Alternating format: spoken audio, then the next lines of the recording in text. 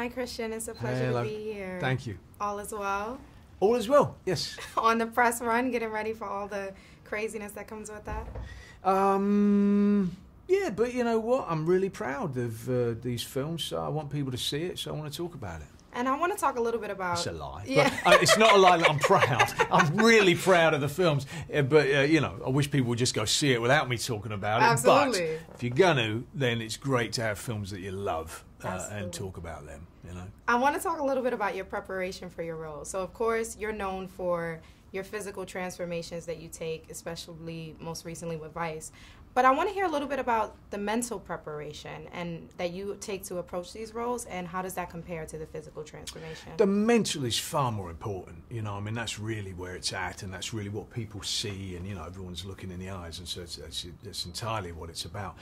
The physical is a way of getting to that and hopefully improving that mental morphing that you want to do, you know. And it's also just for me, I like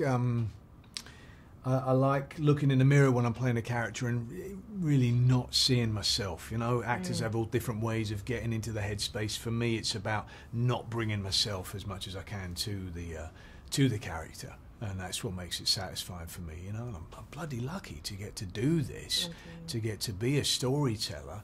And so I think, put the work in. You know, make the effort. Don't be lazy. You know, go to the extremes if they're needed. So because you go so deep with these characters, is there a cleansing process that you need to take to step out of them? There is a little bit, you know. I mean, there's no actor that doesn't enjoy going a little bit nuts, you know. I mean, that's the nature of the job.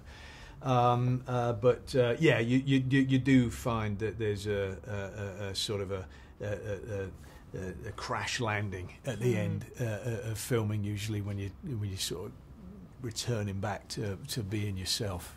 Yeah. And so, transitioning to Mowgli, which we love Bagheera, Black Panther, that you play, of course. There's a particular scene where, when they're hunting with Mowgli, and he says, we look into their eyes because we don't want their souls to leave alone. And then, of course, we have the ending scene with Shere Khan, something similar.